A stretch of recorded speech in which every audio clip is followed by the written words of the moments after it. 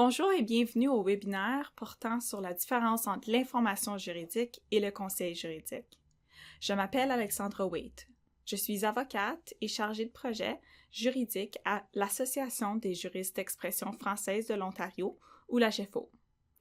La GEFO a comme mandat de promouvoir l'accès à la justice en français en Ontario, afin d'assurer l'accès équitable à la justice dans les deux langues officielles du Canada. Par l'entremise de ces projets, la GEFO sensibilise et informe les juristes et le grand public. Plus particulièrement, mon rôle à la GEFO est de veiller au bon fonctionnement du Centre d'information juridique d'Ottawa.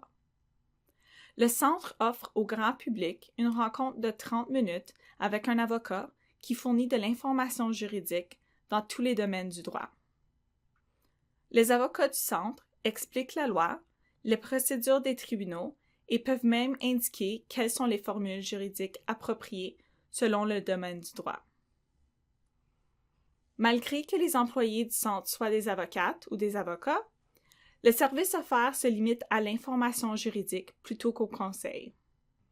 L'objet du webinaire est de faire la différence entre l'information juridique et le conseil juridique. En tant qu'intervenante, vous vous trouverez souvent en mesure d'offrir des informations juridiques à votre clientèle. Cependant, la loi ne vous permet pas d'offrir des conseils juridiques. La ligne entre l'information et le conseil est parfois moins évidente. Pour cette raison, aujourd'hui, nous allons définir l'information juridique et le conseil juridique et nous allons identifier les outils et les ressources utiles qui permettront de bien dispenser l'information juridique. Mais faites attention, c'est illégal d'offrir des conseils juridiques ou des services juridiques sans autorisation. Il peut avoir des conséquences. Le webinaire nous permettra de répondre aux questions suivantes. 1. Pourquoi est-il important de favoriser les services d'information juridique? 2. Qu'est-ce que la différence entre l'information et le conseil juridique? 3. Qui peut dispenser des conseils juridiques? 4. Quelles sont les conséquences d'offrir des conseils juridiques sans autorisation? Et enfin 5. Nous allons examiner les outils et les ressources utiles pour aider le travail de dispense d'informations juridiques. Et donc, dans un premier temps, on se pose la question à savoir pourquoi il faut favoriser le service d'information juridique. Les Canadiennes et Canadiens vivent actuellement une crise d'accès à la justice. Les frais d'avocat sont très élevés et malgré qu'il soit possible de se représenter dans un dossier sans l'assistance d'un avocat, le système de justice est complexe et très difficile à naviguer. Voici quelques constats tirés de nombreuses études en matière d'accès à la justice. 12 millions Canadiennes et Canadiens connaîtront au moins un problème juridique dans une période de 3 ans. Plusieurs personnes ignoreront le problème juridique ayant peur de l'inconnu. Le problème juridique non résolu affecte négativement la vie des personnes et leurs finances. Afin de soutenir les Canadiennes et Canadiens qui connaîtront un problème juridique, il faut offrir de l'information juridique et assurer la coordination des services juridiques et de soutien déjà en place. Une personne informée quant aux procédures des tribunaux et aux lois en vigueur aura moins tendance de se cacher de son problème.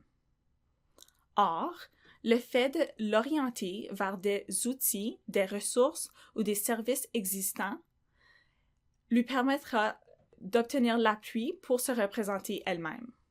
L'information juridique permet aussi d'aider à naviguer le système judiciaire. Un intervenant peut aider une personne à comprendre les étapes d'un dossier à la cour et trouver les formules juridiques appropriées afin de se rendre au bon endroit avec les bons documents, au lieu de tourner en rond et de se rendre à divers endroits sans avoir la bonne réponse. L'information juridique permet aussi d'augmenter l'efficacité de l'administration de la justice en diminuant l'achalandage au bureau des registraires, des palais de justice ou des différents tribunaux et en diminuant la durée des procédures devant un juge. Vous avez le pouvoir d'améliorer l'accès à la justice et de contribuer à la résolution de cette crise. Qu'est-ce que la différence entre l'information juridique et le conseil juridique? L'information juridique constitue une réponse générale à une question générale de droit. Elle peut renseigner quelqu'un sur les recours possibles d'une affaire ainsi que les aspects procéduraux et administratifs qui peuvent s'appliquer. Un conseil juridique est donné en réplique à une situation de fait particulière et en considérant les droits applicables aux personnes impliquées. Il s'agit d'un avis personnalisé sur comment le droit s'applique à la lumière des faits en question et comment. Examinons les grandes lignes à retenir pour ce qui est des informations juridiques. Les informations juridiques sont des informations généraux sur le droit qui ne sont pas adaptées à la situation particulière d'une personne. Par exemple, il est possible d'expliquer à une personne qu'est-ce qu'une pension alimentaire pour conjoint, expliquer les lignes directrices qui existent pour déterminer le montant et les procédures pour en faire une demande au palais de justice. Il s'agit ici d'informations généraux accessibles à toute personne.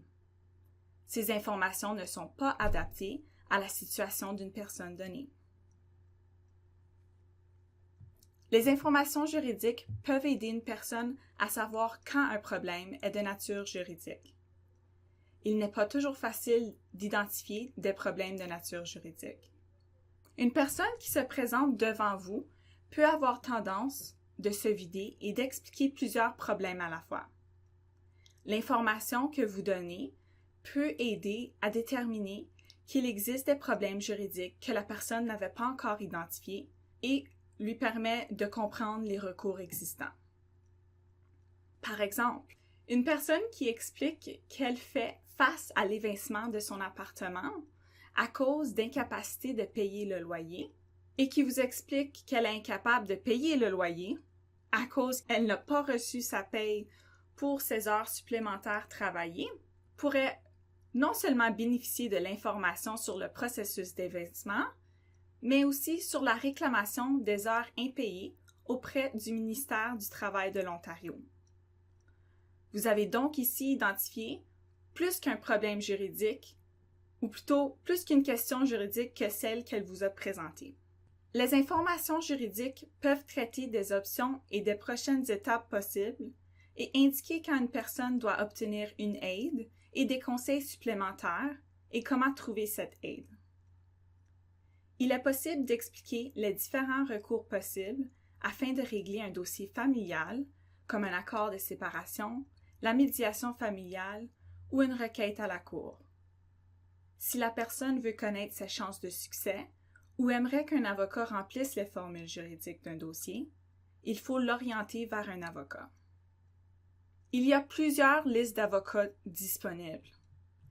Vous pouvez référer la personne vers le service de référencement du barreau du Haut-Canada, justicenet.ca, le répertoire d'avocats de la GEFO, l'Aide juridique Ontario, Pro Bono Law Ontario et plus encore. Enfin, les informations juridiques sont aussi appelées vulgarisation juridique. Maintenant, examinons les grandes lignes à retenir pour les conseils juridiques. Les conseils juridiques sont adaptés à la situation particulière d'une personne donnée. Les conseils offerts se fondent sur les informations et les faits que la personne vous donne. Deux personnes peuvent vivre une situation de divorce qui, en principe, doit suivre les mêmes règles. Cependant, en raison des circonstances particulières de chaque personne, les conseils juridiques que donnera le même avocat dans ces deux dossiers ne seront pas les mêmes. Par exemple, il pourrait avoir une demande de pension alimentaire pour conjoint dans un dossier et pas dans l'autre. Les conseils juridiques interprètent la loi et appliquent les règles et principes juridiques à une situation donnée. Par exemple, dans un dossier de garde des enfants, l'avocat qui donne des conseils juridiques se basera sur l'article 24, paragraphe 2 de la Loi portant réforme du droit de l'enfance qui précise les nombreux facteurs à considérer en déterminant la garde. L'avocat appliquera les facteurs aux faits précis de la personne afin de recommander le type de garde que la personne devra demander au tribunal. L'avocat a donc fait un exercice d'analyse précis, non seulement d'énumérer les facteurs, mais de les appliquer aux faits en question. Enfin, les conseils juridiques présentent des recommandations sur les options qui s'offrent à cette personne en fonction de ses objectifs et d'une évaluation de l'application du droit à sa situation. Par exemple, il est possible qu'une personne soit admissible pour 2 différents programmes d'immigration au Canada, comme la demande de considération d'ordre humanitaire ou la demande d'asile. L'avocat lui recommandera la procédure qu'il pense aura plus de succès afin de permettre à la personne d'immigrer au pays. Qui peut dispenser l'information juridique et qui peut dispenser des conseils juridiques? L'information juridique peut être offerte par des travailleurs communautaires, des défenseurs d'intérêts et toute personne ayant des connaissances à jour dans un domaine particulier de droit. Vous avez donc le pouvoir d'offrir de l'information juridique en ce qui a trait les domaines de droit que vous connaissez. Seules les personnes autorisées par le barreau du Haut-Canada peuvent offrir des conseils juridiques et des services de représentation en justice en Ontario. Il faut donc être avocat ou parajuriste autorisé pour offrir ces conseils ou ces services. Le barreau du Haut-Canada est l'organisme responsable de l'autorégulation des avocats et des parajuristes dans la province. Quelles sont les conséquences d'offrir des conseils juridiques sans autorisation? Une personne qui fournit des services juridiques directement au public sans autorisation du barreau du Haut-Canada exerce le droit illégalement. Le barreau du Haut-Canada est donc un organisme qui sert à protéger le public. Le barreau veille à ce que les avocats et les parajuristes soient titulaires de permis et assurés, soient qualifiés pour aider le public durant la procédure juridique et satisfassent aux exigences de formation, compétences et éthique.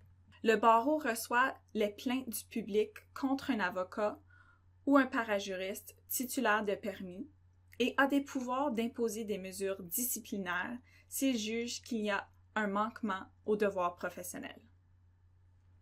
La loi sur le barreau donne au barreau du Haut-Canada le pouvoir de poursuivre les personnes exerçant le droit illégalement. Lorsque le barreau est informé d'une pratique illégale, il peut envoyer une lettre de cessation et d'abstention, mener une enquête si la personne continue et met le public en danger, demander à la personne de signer une promesse ou entente de cesser l'activité illégale, entamer une poursuite en justice à la Cour supérieure de justice pour exiger l'arrêt d'activité, et ce, si la personne ne respecte pas le jugement de la Cour, il peut y avoir une amende et même une peine d'emprisonnement. Et enfin, le barreau peut poursuivre pour exercice illégal à la Cour de justice de l'Ontario ou la Cour des infractions provinciales. Encore, la conséquence peut être des amendes ou une ordonnance de probation. Mis à part le barreau du Haut-Canada, une personne qui fournit des conseils juridiques ou des services de représentation sans un permis peut faire mal au public. Vous pourriez causer des délais dans la procédure judiciaire à cause que vous n'avez pas bien rempli les formules de la personne. Vous pourriez causer des dépenses juridiques à la personne que vous tentez d'aider. Elle pourrait être responsable de payer les frais de l'avocat de l'autre partie dans un dossier dans plusieurs circonstances, par exemple si elle perd sa cause. Enfin, il pourrait aussi avoir des effets néfastes à la vie et à la santé de la personne que vous aidez. J'ai mentionné plus tôt dans le webinaire qu'un problème juridique peut affecter gravement une personne. Tel est bien le cas. Si vous fournissez des services juridiques sans un permis, vous pourriez aussi porter atteinte à l'organisme qui vous emploie, soit en minant à la réputation et la crédibilité de l'organisme, et même en affectant le renouvellement du financement du projet. Comment trouver l'information juridique? Il existe plusieurs ressources fiables en ligne qui peuvent vous aider à offrir de l'information juridique dans votre travail. Cliquerjustice.ca, un projet de la GEFO, peut bien vous aider dans plusieurs domaines de droit. Cliquer Justice est un portail d'information juridique vulgarisé, pan-canadien, destiné à informer le grand public sur ses droits et ses obligations de façon claire et simplifiée en français. Éducation communautaire juridique Ontario, aussi connu comme CLIO, a une importante collection de ressources et de publications d'informations juridiques dans tous les domaines du droit, offertes dans différentes langues. Le site web Your Legal Rights présente en plusieurs langues de l'information juridique portant sur une vaste gamme de sujets et produite par des centaines d'organismes de différentes régions de l'Ontario. Your Legal Rights a aussi un espace francophone pour les utilisateurs parlant le français. Femmes ontariennes et droits de la famille, aussi connu comme FODEF, vous renseigne en langage clair dans plusieurs langues sur les droits des femmes ontariennes en droit de la famille. Vous pouvez obtenir ces renseignements en ligne, dans les centres de santé ou de services communautaires, à l'aide juridique et auprès des organismes qui offrent des services aux femmes touchées par la violence. Voisines, amis et famille est une campagne de sensibilisation du public aux signes avertisseurs de la violence faite aux femmes pour permettre aux proches d'une femme qui risque d'en être victime de leur apporter de l'aide. Plusieurs outils sont disponibles sur ce site web. Faitdedroit.ca est une source de renseignements juridiques en matière de droit criminel regroupée par Aide juridique Ontario. Le site web aide à se retrouver dans le système de justice pénale. Établissement.org fournit aux nouveaux arrivants ainsi qu'à ceux qui les servent des informations et des ressources nécessaires pour réussir à s'établir en Ontario. Vous pouvez aussi trouver plusieurs informations utiles et des ressources fiables sur les sites web gouvernementaux. Par exemple, vous pouvez consulter le site web du ministère de la Justice du Canada qui offre des ressources en matière de droit de la famille et justice pénale. Découvrez les outils pour la rédaction d'un plan parental ou de violence familiale sur ce site web. Le ministère du procureur général de l'Ontario offre aussi un site web rempli de ressources en matière de droit de la famille, des petites créances, litiges civils, succession et autres. Vous y trouverez les lois en ligne, les guides de procédure, des formules juridiques et plus encore. Le site web de Citoyenneté et Immigration Canada, cic.gc.ca, offre des informations portant sur les différents programmes d'immigration et la demande de citoyenneté. Vous pouvez obtenir les formules de demande en ligne ou aider à créer un compte pour préparer une demande en ligne. Vous pouvez aussi trouver la réponse à vos questions en consultant le centre d'aide par téléphone. Enfin, n'hésitez surtout pas de communiquer avec le Centre d'information juridique d'Ottawa. Le Centre offre des services d'information juridique gratuits et confidentiels par téléphone ou en personne. Vous pouvez obtenir une rencontre de 30 minutes avec un avocat afin de bien desservir votre clientèle. Ce service est offert au grand public ainsi qu'aux intervenants communautaires. Le numéro sans frais est le 1-844-343-7462. Merci d'avoir participé à ce webinaire sur la différence entre l'information et le conseil juridique. Afin de mettre en pratique ce que vous avez appris, écoutez les cas pratiques dans le prochain webinaire.